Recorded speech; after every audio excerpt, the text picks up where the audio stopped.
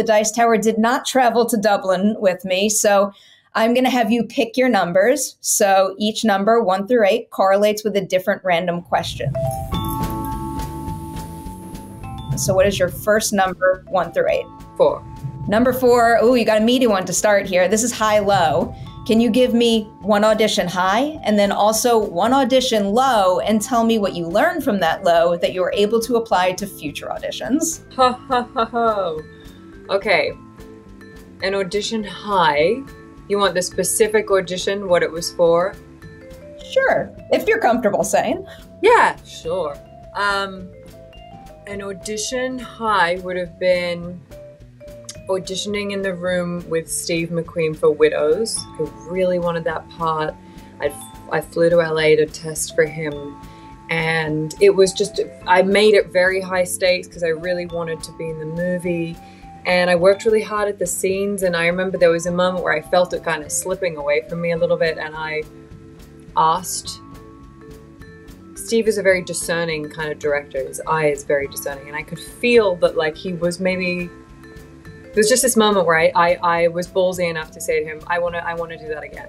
Which is hard to do in an audition because you sort of like, it takes kind of a weird amount of self-composure to say, to sort of be even able to like self-analyze in that way. And so I said, I want to do that again. And I did it really well. I knew that the thing that I got it to was what got me that job. So that was a high. And then I got the part actually like an hour later. He called me when I was on my way home. So, low, oh my god, I mean, what a sludgy swamp that would be to troll through.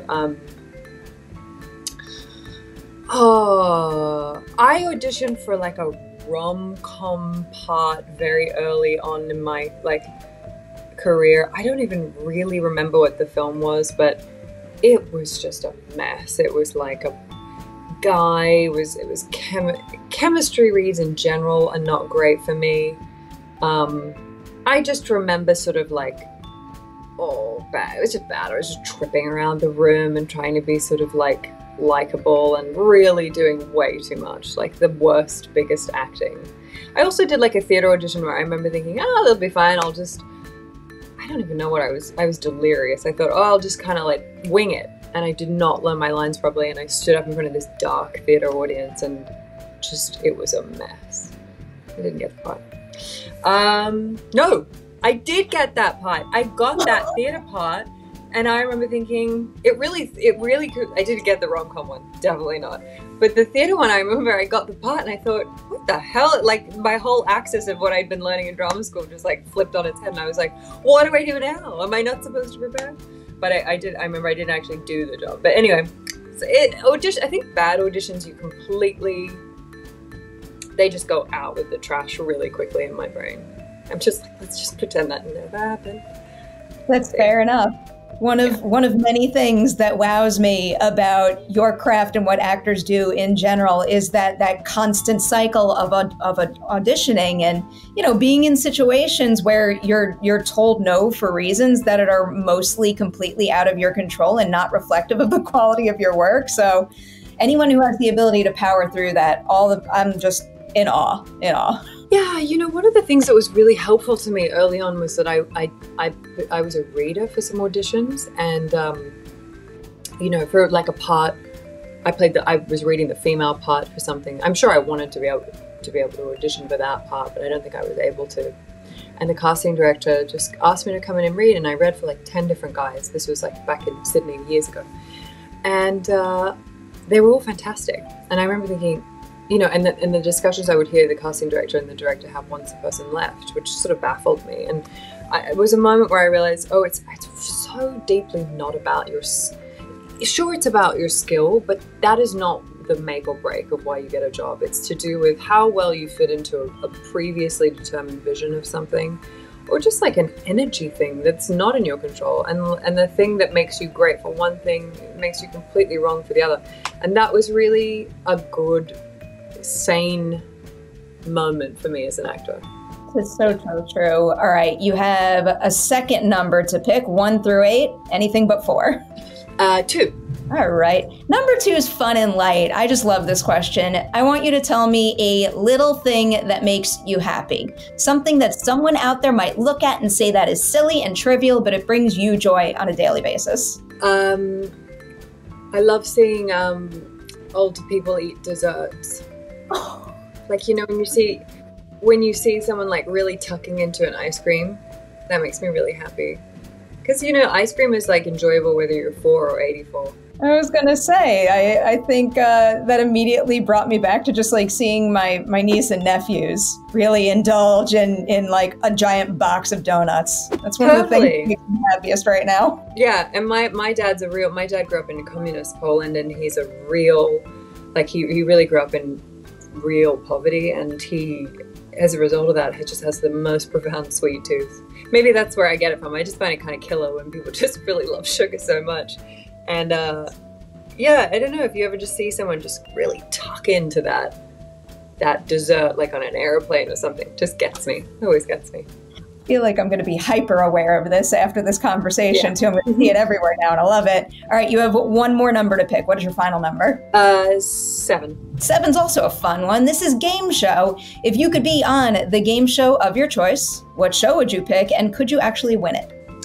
A game show. I'm really bad at like trivia, so none of those. I would be terrible at those Japanese game shows where you have to like knock people off things. I immediately lose.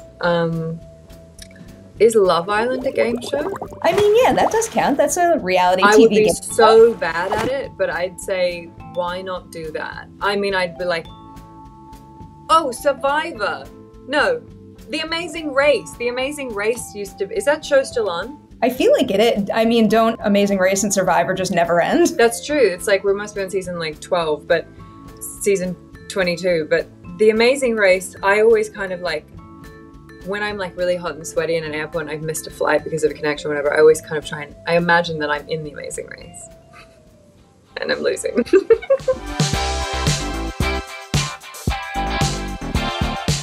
What's up, everyone? Welcome back for a brand new edition of Collider Ladies Night. I am so excited because, one, I'm a big fan of Elizabeth Debicki, but also Maxine is excellent. I love this trilogy so much, just with every single installment, and every single film for that matter. Ty just continues to wow me. So huge congratulations on Maxine. Thank you. It's my pleasure and privilege to be a part of that trilogy all of a sudden. So yeah.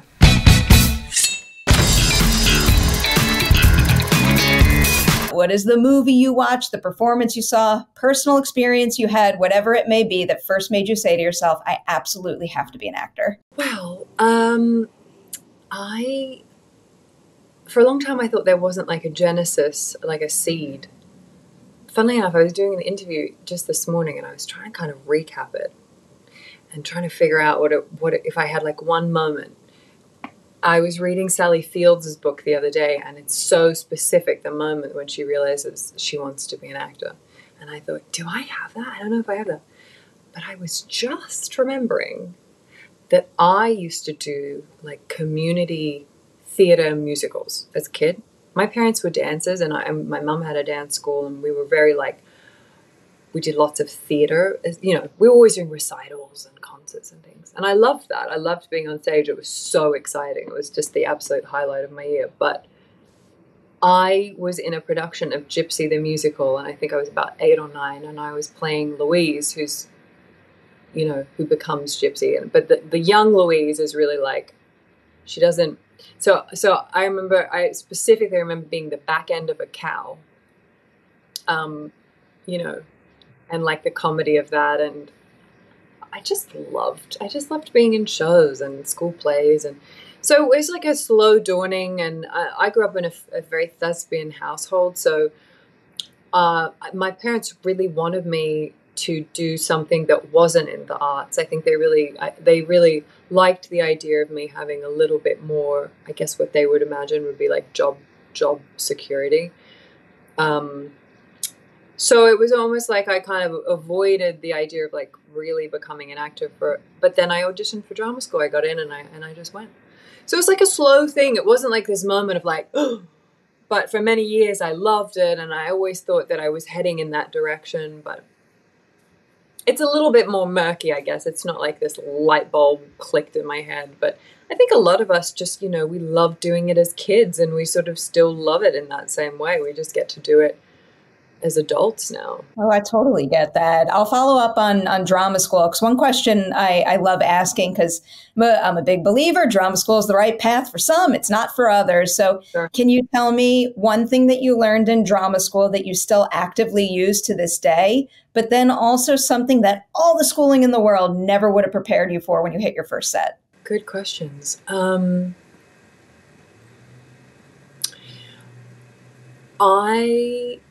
not saying I do this properly all the time, but when I was in acting school, we spent many, many years focusing on breathing. And it was very much a theatre school. And so I am still guilty of holding my breath at times, but I think the focus on that being the genesis of all thought and movement and everything, it's so pure, but it's so important. And I think that was something, particularly I think if you're on theatre, you know, doing theatre, you have to know how to breathe. So that was something that, and it used to drive me crazy. I'd be like, oh, Jesus, not this thing, you know, spent years like sort of in Alexander poses, you know, Alexander technique, crawling around, breathing. I was like, oh my God, someone give me a script. I just want to do some Chekhov. But it was what I needed to learn. I think I didn't do any film or TV training when I was in drama school. So I was extremely unprepared to be on a film set. I don't know whether that was a bad thing. My first big job was with Baz Luhrmann doing The Great Gatsby. So I don't think it was necessarily a hindrance to be that raw, but I definitely could have used a little bit. All the technique I've learned through watching other people better than me and through just trial and error, actually. Like I so specifically recall this shot in Gatsby where I had to turn around and I was saying this line to Toby, and I had to look somewhere that wasn't in his eyes. Like a very simple, like, camera technique that I did not possess. And I turned around and my eyes were like, you know, absolutely like, and I'm pretty sure you can still see it in the movie. Like I turn around and I remember Baz just sort of like, he was very patient with me, but he was sort of like, in the end it was like, just look at his earlobe. That pretty much spun me off the axis of the earth. I was like, that was terrible. So I didn't have any of that technique whatsoever. I just had to kind of learn it as I go. So, and I think acting school my acting school, they work quite hard to sort of prepare you for how tough the industry is, and how it was really this sense of like, you'll never work, and if you can do anything else, go and do that. And, but yeah, I mean, training is really important, but it's also like within training, you know, I think a lot of people train and then they come back to the thing that they were good at before the training. And then I think for people who don't train, it's like the kind of reverse journey of that. There's no good or bad way to do it. It's sort of whatever your path ends up being. Yeah. But I'm super grateful for technique, because I'm specifically when I'm on stage, that's something that I'm so glad I learned, like a very solid technique, just so I can repeat it, just so I can sort of be fit enough to do it. And yeah. I have so many follow-up questions. You brought up Gatsby, so I'll go there first. And you talked a little bit about learning on that set, given the fact that you were surrounded by so many experienced actors and even industry icons. Is there anything you recall seeing one of them do on that set that made you think, I must back pocket that and use it on my next film? Yeah, everything. The beginning of my career, every job I did was I was working with masters, and I'm hugely, hugely fortunate, like enormously, galactically blessed to just have been thrown into the mix and always be the least knowledgeable, the least experienced, the least professional, and learn from them. I remember I have absolutely burnt into my memory, like the scenes that were ensemble scenes for me, there's a scene in Gatsby where we've all gone to this city and it's a really hot day, and I remember like Leo has this kind of, Gatsby has this real like snap, like he's so angry, and there's this moment of I'd never watched actors work in front of cameras. I mean, they all worked so differently too, so that was really enlightening to me. The way Carrie works is so different to Leo. Leo's so different to Joel.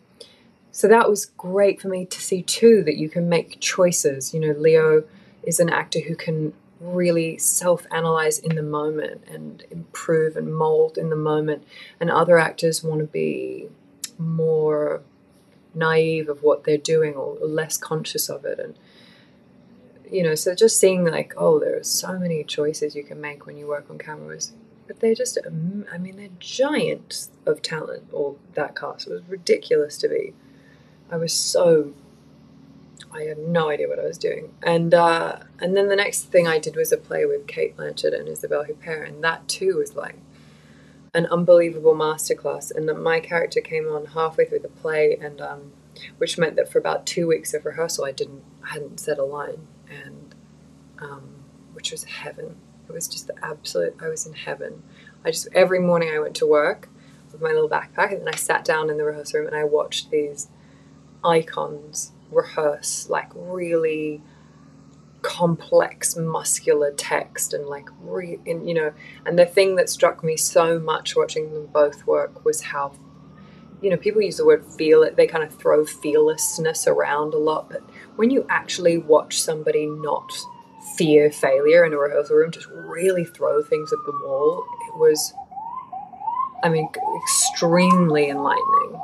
I loved it. I remember the director saying to me one day, he sort of said, you know, you don't have to come here so early. I was like, okay, sure. I was like, this is the best acting class I'm ever going to get in my life. So if you don't mind, I'll just be sat in this corner for the next month.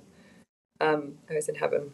My brain is exploding with follow-up questions. The first thing I want to ask, because you just brought up fearlessness, do you remember the first time you felt wholly fearless on a set, and you know, you took a swing that you never realized you were capable of and gave you even more confidence in your craft? I don't know about wholly fearless, but I've been proud of myself. There are little memories I have as an actor where, funnily enough, the times I'm proudest of myself are not the times when I nail the thing. It's when I take like you said, when I sort of take a swing, and sometimes it doesn't work. And I think I have these memories of sort of like pushing things in one direction. I remember specifically in The Night Manager, there was a scene that was really difficult for me to get at. And it was a scene with Hugh's character and me, and we were sort of in this army tent, and I'm in this nightgown, and it's this really like high stakes moment in the story. I've become unwillingly a sort of informer, and my threat level as a character.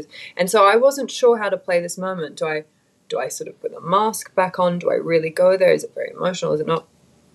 And I remember I thought, I don't know, I'm just going to let the pendulum swing in one direction. And I did this take, and it was terrible. I mean, it was terrible. I'm sure for me it felt appalling. And I'm sure everyone else was just like, I don't think it's that. But in my heart of hearts, I was like, oh, I'm finished. That was terrible, you know. But I was really proud of myself, because then what happened was in the next take, I knew what it wasn't. And that was like an enormous, and you know, in a funny way, I was really proud that I was brave enough to sort of so openly fail on a set in front of these actors and whatever. And that was a great lesson for me. And I think I've sort of been trying to do that since. And in a funny way, it sounds really small, but it's hard to do that. And I think it's just sort of like how you have to evolve and grow all the time as an actor. I never feel like I've figured out how to do it. And one of the ways you do get better at it is by giving yourself looser rope all the time. And which is hard to do. And not coming in with preconceived ideas about how something should be and trying to match that. And again, that's hard to do because it's sort of like your margin for error is massively increased. But it's not error. It's just like finding. It's just searching. Such a simple thing to think about, but whether it's acting or literally any art out there or anything in general, like as long as you recontextualize failure into taking something valuable from it to hone what you're doing, then there's no failure at all. But it's such a hard thing to wrap your head around. It's so hard. You know, we're so vulnerable. I think actors are really vulnerable and need to be to do their job, but you still, you know, that's why for me the most important thing about deciding what job to do, whether it's film or theater, is always the director, because at the end of the day, it's your job to be sort of like crawling around in the dark, really. And if you can look up and know that the person who's receiving the work, who, you know, their opinion of what's authentic or not, what's true or not, is, you know, if you can look up into their eyes, and if they sort of say like yes, or we have it, or I don't think that's it, or whatever it is, like, that is your beacon. That's the kind of, in a way, that's the only thing that matters in that moment. And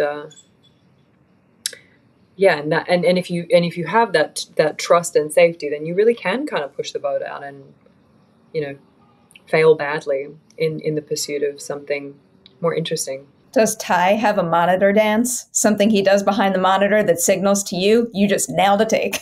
No, he's quite demure, Ty, actually. Like, he's quite... one of the things that really struck me when I met him, because I read the script very quickly, I loved it. I thought it was so entertaining. And I hadn't watched Pearl and X, but I'd heard so many people tell me to watch them.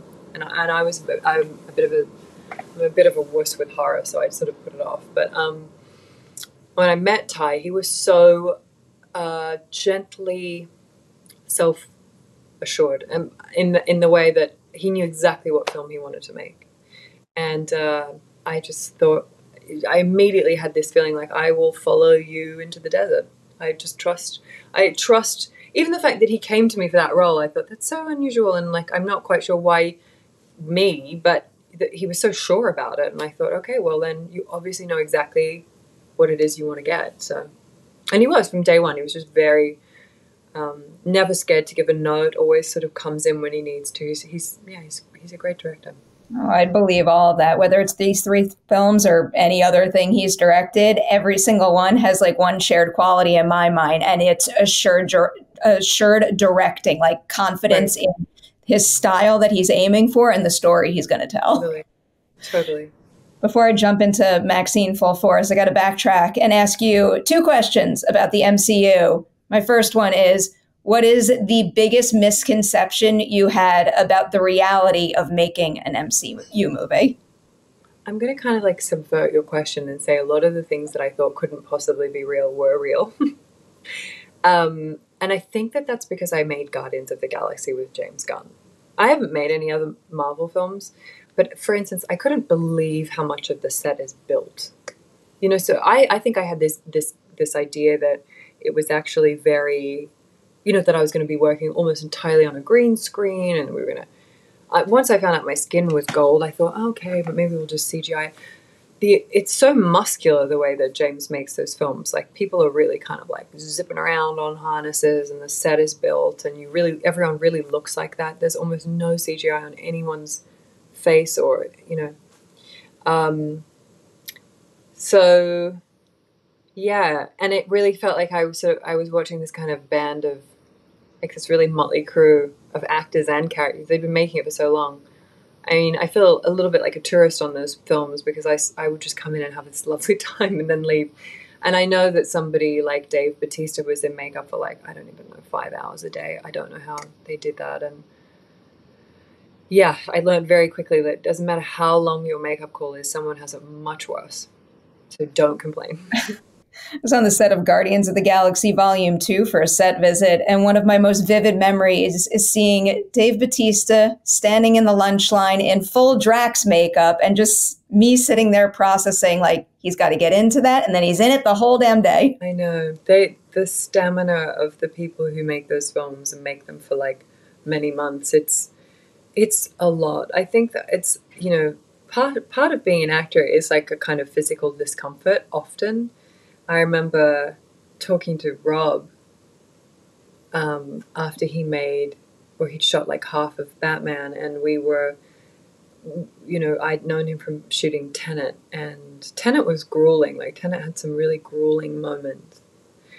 And so JD and I sort of thought, JD did have a pretty tough on that movie. Like, he really is doing all those stunts, and, it's like if there's like, I don't know, 50, what do you call those things? Chin ups. He like did 100 and thousands. I can't say them because I can't do them. I know me either. But I remember talking to Rob, and we were like, How is it being Batman? And he was like, it's amazing. It's also extremely uncomfortable. He's like, I'm in a leathery plastic suit with a rain machine for like 5 hours. And I remember thinking, that sounds so hard. And of course, I loved the movie so much, but I did think of him when I was watching. I was like, damn, that's so... Imagine how sticky, and then you need to pee, and then it's like such a big deal. I mean, that's the other thing about being an actor. It's like, or if you do like a Marvel movie, someone's like, I really need to pee. Everyone's like, oh, that's like 25 minutes. I was just having a conversation with an actor who did a very, very bloody horror movie, and I'm like a little like neat and clean OCD, and she was telling me about like, there's scenes where you're just absolutely covered in blood, and like you can't touch, like if you go to the bathroom, you can't touch the toilet paper, and it just stresses me out. Yeah. And fake blood is usually like extremely sticky. It's like the consistency of like a jelly and a molasses, and it tastes very sugary, and it's gross. Why I like sitting in this chair and admiring all of your hard work. So thank you for that. I've got two broader career questions that are kind of inspired by Maxine. So at one point in the movie, Liz Bender mentions that the success of Puritan 2 could help her have, I think it's specifically, a meaningful voice in the industry. So it was making me wonder, when you first started out, what did you think having a meaningful voice in Hollywood meant, and how has that definition evolved for you since? It's evolved enormously. I think since I started working 12 years ago, I think that was my first job, maybe a little longer than that. I think the landscape was very different pre-Me Too. When I started working, it wasn't particularly common for women to have their own production companies or even really be producing a lot of the material they want. I think it's sort of, I'm going to butcher this Meryl Streep quote, but it's a sort of famous quote. She's on a panel, and she's a miraculous, incredibly intelligent woman, and she sort of said something like, the thing is, like, men don't dream in the language of women. And I was acutely aware of that in the material I was reading when I was younger, but I didn't have any power to change that. And I didn't know what it would look like to sort of be in control of what that language was. And I think that is shifting. And so in the beginning of working, it's very natural to just sort of be solely concerned with like where your next job is coming from, because you need to work and you have to establish a foundation for yourself, and you need to pay your rent. But I was always looking for the work that felt meaningful. But what that meant to me was probably more along the lines of, how much of an acting challenge is this for me? Like how much will this let me act in a way? Like, I want to expand and I want to learn as an artist. So is this role going to give me that opportunity? And I think a lot of the time for women, it's less and less the case, but a lot of the time for women, those roles that felt expansive were often ones that also included a lot of suffering on screen and a lot of like, sort of like tumult or distress or violence, and I think for me, what's meaningful more and more is about finding stories. It's not that they don't have very human themes in them, but it's about finding a different way to express the multi-layers of being a human person, and what that voice looks like, and different kinds of heroes on screen, really. I'm very interested in that. I think for a long time women have watched men have heroes' journeys on screens, and don't get me wrong, I love so many of those films, but I'm also really interested in what it looks like if women get to to run that gauntlet, obviously. So I think that's what it means to me. And I'm starting to produce things, and it's really a really interesting process to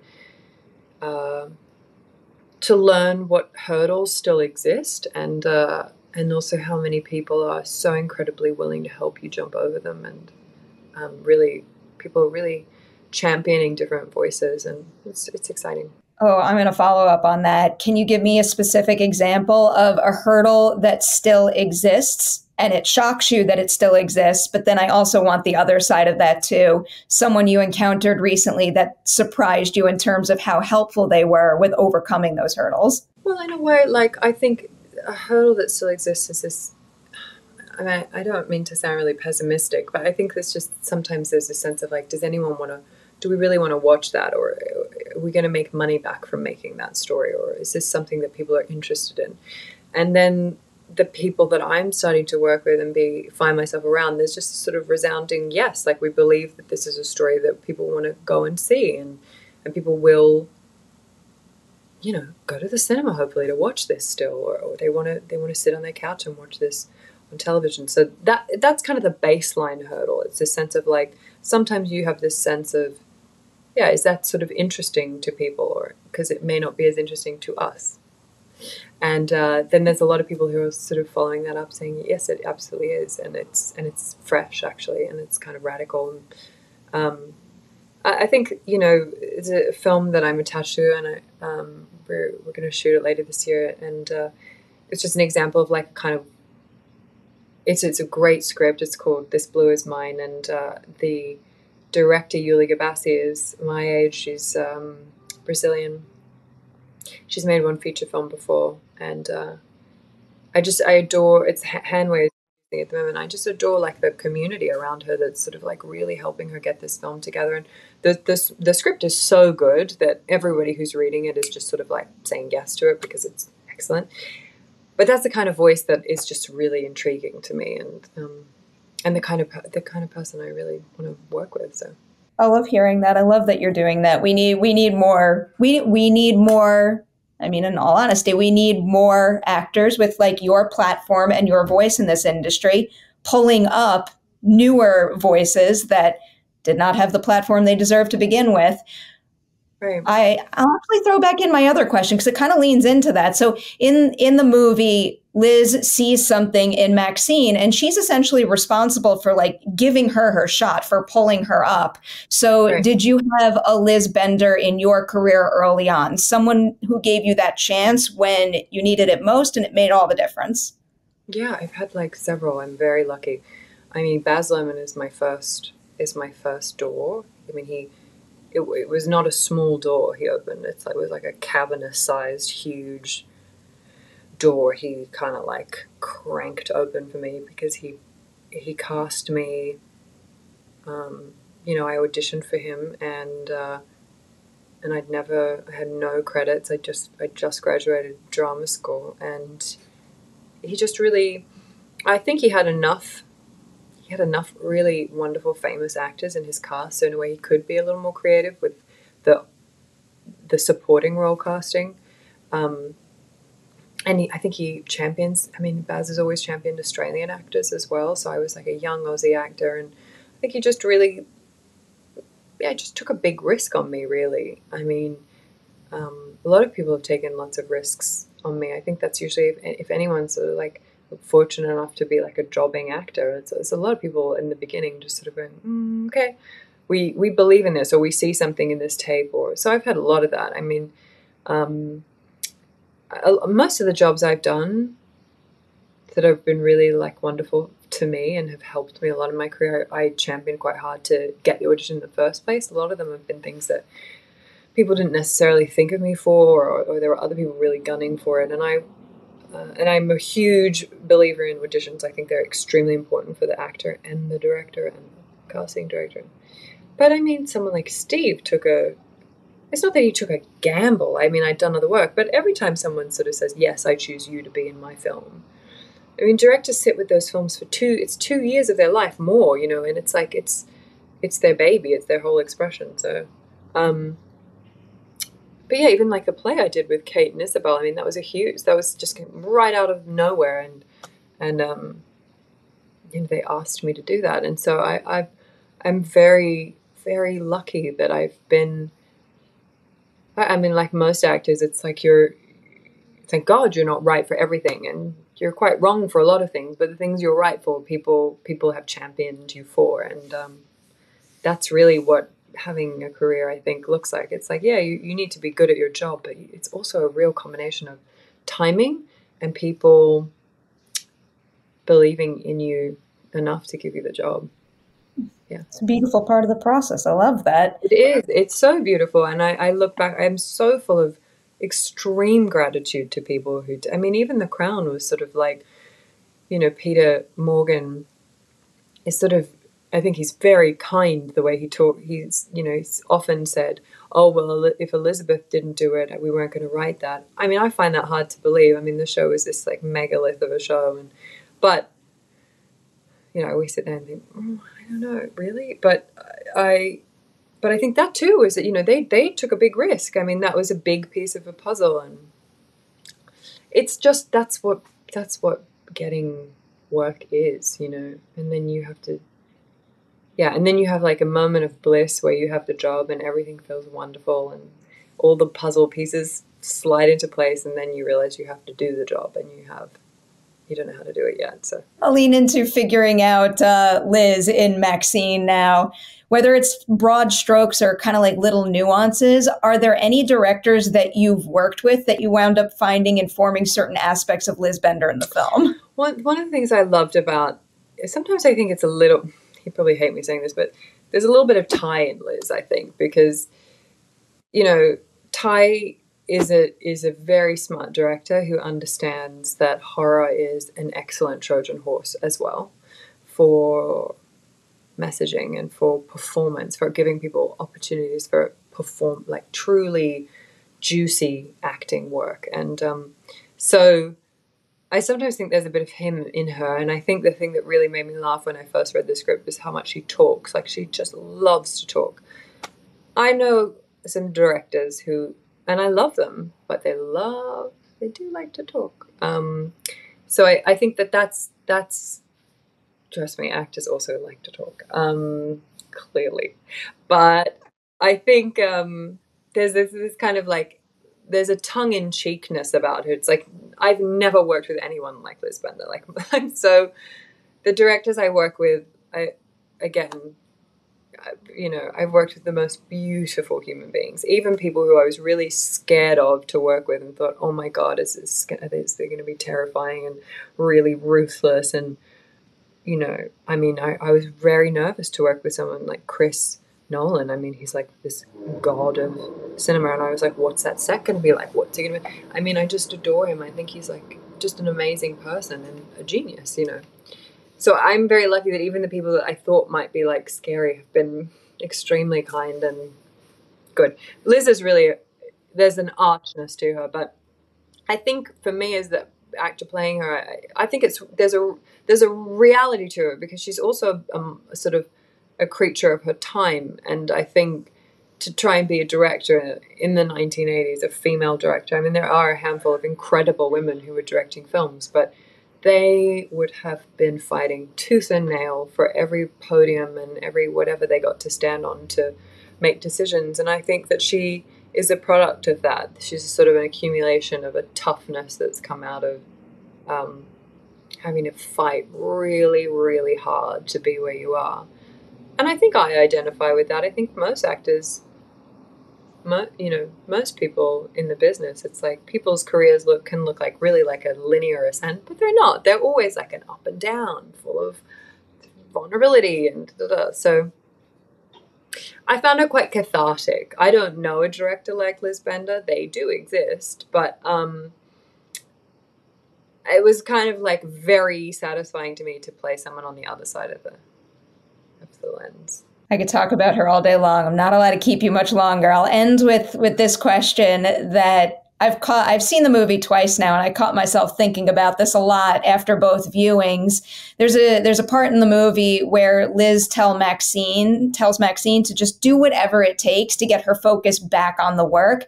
And it was making me wonder, how do you think Liz defines doing whatever it takes? Is there anything she's done in the past that kind of defines like the extent, but also the limit of doing whatever it takes? I think what that moment is, it's very real in a way, because to come to set and do good work, you have to be very disciplined and you have to be quite rigorous. And I think the thing that she's concerned about in the film is it's the gamble she's taken on someone who feels very far from a sure bet. But of course, the volatility is what makes her very interesting to her. And there is a sense of like, if I can capture that somehow on screen, then I've got the right person. But I think I would imagine I mean, it's the 80s. So like, really, she could be doing anything that weekend. As far as Liz Bender's concerned, it's like, just kind of go off the rail a little bit, get it, like purge it out of your system so that you can come to work and not feel, I mean, as far as she's concerned, she thinks it's like a guy or a habit or something that's problematic. Of course, it's not that. So, but I guess what she means in that is like, I don't know, go and be messy and do whatever you need to do in that direction so you can be diligent when, work hard. Balance is hard as an artist. I think that's something we're all striving for. Yeah, I feel like everyone on this planet is having a hard time finding balance. I agree. I'll dare to, so like every ladies' night ends with this one particular question. I don't see anyone yelling at me in the private chat right now, so I'll ask it just because I don't want anyone to be like, where was that question? I will warn you, nobody likes this question, but I think it's a very important idea to think about. In this industry, people give each other awards. That is super cool. We should definitely keep doing that. I find that nobody says good job to themselves nearly enough. I want to know something you accomplished while making Maxine that you know you'll be able to look back on and say, I am so proud of what I did there. Oh, I think that's a lovely question. I